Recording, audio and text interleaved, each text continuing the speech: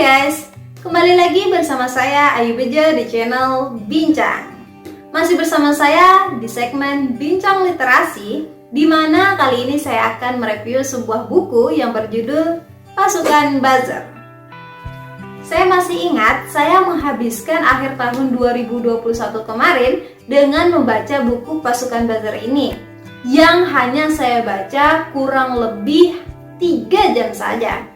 Padahal buku ini memiliki halaman berkisar 286 halaman. Namun dengan lugas, Chang Kang-myung selaku penulis buku Pasukan Buzzer ini membuat para pembaca dipenuhi rasa persuasif manipulatif untuk terus-menerus membaca buku Pasukan Buzzer ini tanpa berpaling sedikit. Sebelum kita bahas lebih lanjut mengenai buku Pasukan Buzzer ini, saya akan memperkenalkan kepada kalian terlebih dahulu siapa sih penulisnya. Penulis yang bernama lengkap Chang Kang-myung ini merupakan seorang penulis yang berkebangsaan Korea Selatan. Ia lahir pada tahun 1975 di kota Seoul. Yang kemudian hari ia akan berkuliah di Universitas Yonsei mengambil jurusan teknik sipil, yang mana pertama kali ia bekerja di sebuah perusahaan konstruksi sebelum ia memulai karirnya sebagai reporter di harian Dong-a selama 11 tahun.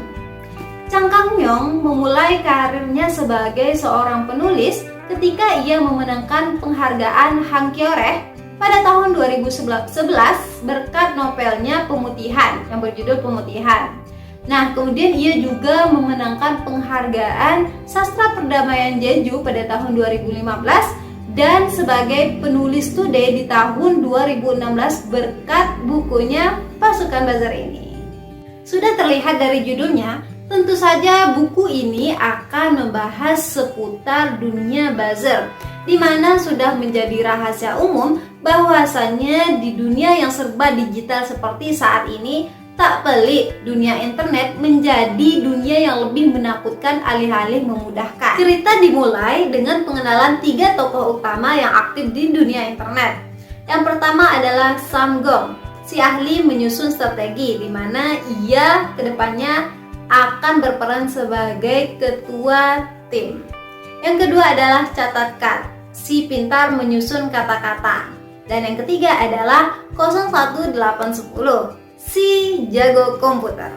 Sampai sekarang saya tuh nggak tahu apa sih motif si penulis ini memberikan nama tokoh yang ketiga ini berupa angka, hanya berupa angka.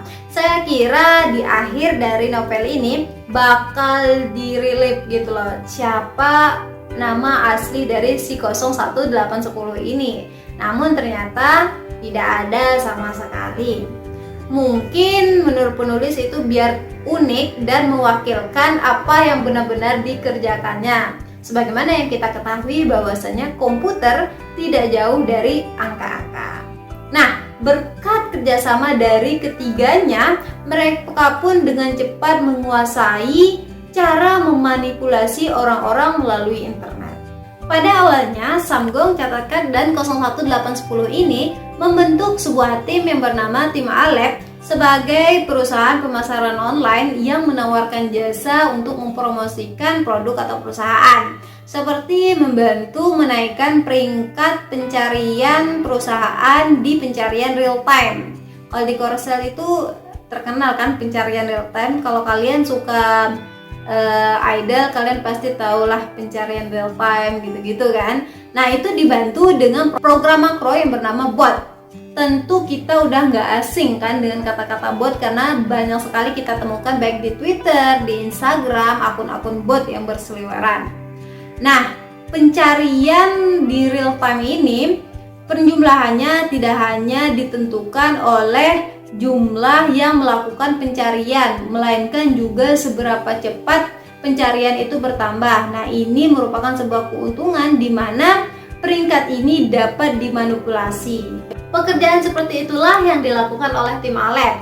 Oleh karena pekerjaan seperti itu tidak memerlukan teknologi yang canggih, maka banyak perusahaan pemasaran online yang mulai bermunculan. Sehingga banyak pula yang mulai memanipulasi kualitas, tidak hanya kuantitas. di mana mereka telah mengetahui dan menguasai cara meninggalkan pesan di dalam pikiran orang-orang dan cara memaksimalkan propaganda. Nah, pasukan buzzer yang masih menggunakan cara kasar dan kuno ini dikenal dengan pasukan buzzer generasi pertama, di mana ketika ada pasukan buzzer generasi pertama, pastinya ada generasi selanjutnya. Nah, pasukan buzzer generasi kedua dimulai ketika tim Alep menerima pekerjaan yang aneh dari sebuah perusahaan elektronik web, di mana tanpa mereka sadari, keputusan mereka ini membuat mereka terlibat dalam permainan politik dan juga organisasi rahasia yang mana tidak akan segan-segan menyingkirkan siapapun yang dianggap dapat merugikan mereka dengan cara apapun. Semakin menarik, bukan? Terlepas dari keseluruhan cerita dikatakan fiktif, namun sangat full dengan berbagai informasi. Alurnya yang dikatakan tidak runtun, saya kira buku ini tidak cocok untuk beberapa orang. Tapi jujur saja, cerita selang-seling antara kejadian utama dengan percakapan antara salah seorang anggota tim Alep, yaitu catatkan, dengan seorang jurnalis surat kabar yang bernama Lin Sangjin, menurut saya itu membuat buku ini sangat menarik. Alih-alih membaca novel, membaca buku Pasukan Buzzer ini terasa lebih sebagai buku dokumenter bagi diri saya sendiri. Secara keseluruhan, buku Pasukan Buzzer ini terdiri dari 9 bab. Selama membaca bab per bab dari buku ini, saya seperti dapat langsung berimajinasi tokoh siapa saja yang akan berperan.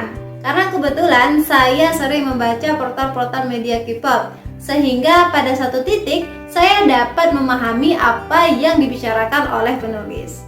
Meskipun di sini Chang Kang-myung telah menegaskan bahwasanya novel ini seutuhnya fiktif, namun saya tahu bahwasanya Pasukan Buzzer itu bukan fiktif belaka, melainkan kisah nyata. Banyak sekali kita temukan kalimat-kalimat pasif, terstruktur, serta manipulatif yang berselebaran di media sosial. Karena apa? Karena materi yang tidak bisa diprediksi pasti menimbulkan kontroversi. Dari buku ini juga kita dapat mengambil pelajaran bahwasanya dunia internet bukanlah sekadar dunia mainan saja. Memang banyak kebaikan yang kita dapatkan, bahkan dapat menghasilkan uang. Tapi ada banyak kasus di mana seseorang dapat terkenal mental healthy, bahkan bisa membuat seorang public figure bunuh diri. Ada banyak kasus di mana yang kita baca, yang kita lihat, yang kita dengarkan ialah hoax semata, tapi kita mempermasalahkannya. Kita mengizini diri kita untuk memberikan kata-kata kasar kepada orang lain, yang ketika kata-kata kasar tersebut apabila dilontarkan kepada kita belum tentu kita dapat menerimanya. Secara umum saya suka sekali dengan buku ini. Mungkin ada beberapa bagian yang menampilkan kevulgaran yang sangat sehingga membuat beberapa pembaca kurang nyaman.